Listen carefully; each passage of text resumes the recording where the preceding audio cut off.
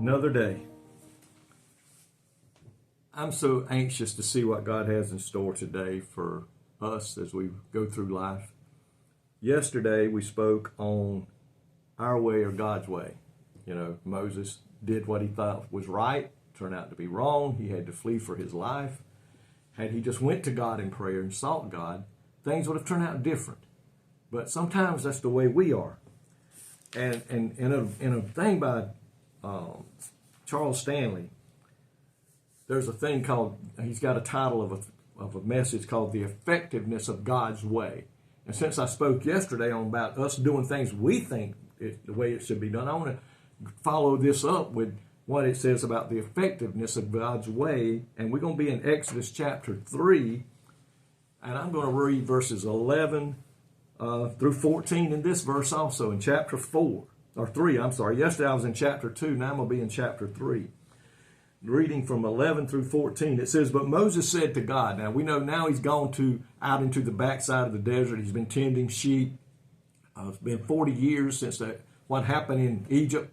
And it says here in verse 11, "But Moses said to God, 'Who am I that I should go to Pharaoh and bring the Israelites out of Egypt?' And God said, 'I will be with you, and this will be the sign to you that it is I who have sent you.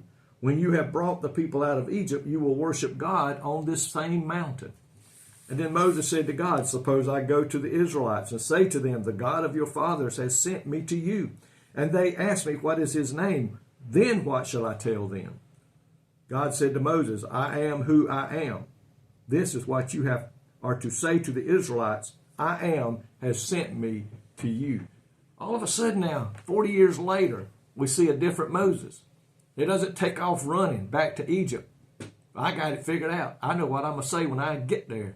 No, now he began to ask questions to find out the right answers before he goes back to Egypt. And when we look at God and look at the effectiveness of God's way, it says, humble and broken of his self-will. That's what Moses was. He considered what God achieved. Just consider what God achieved when Moses relinquished control.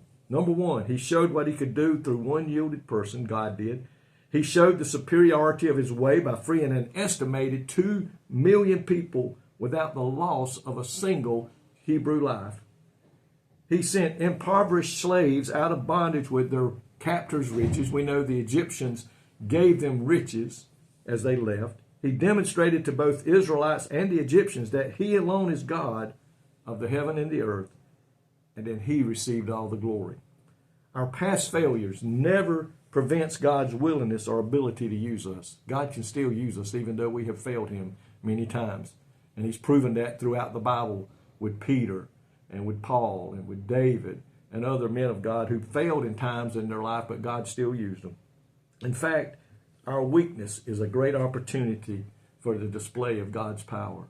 Don't let past failures in your life cause you to think God still can't use you to do great things for him. God loves the brokenhearted.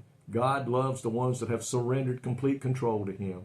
And that's the key to our life today, that we will do that and let God have his way, follow his leading, do things the way he tells us to do it, and we can see great things happen, not only in our lives, but in the lives of others today. So please, before we do anything, let's remember what God said. Come to me. Come to me and let me lead you in the way you should go. And that's what Moses did this time around. Instead of running off and doing what he thought was right, he spent time talking to God and learned what was the right thing to do. And all this great stuff happened. And the children of Egypt were freed of their bondage. Lord, thank you today for the examples that you have in your word, that when we listen to you and we follow your leading, the Holy Spirit's guidance, great things can happen if we will just do that. We thank you for all these words that tell us the right way to go in your word. In Jesus' name, amen. May God richly bless you today, is my prayer.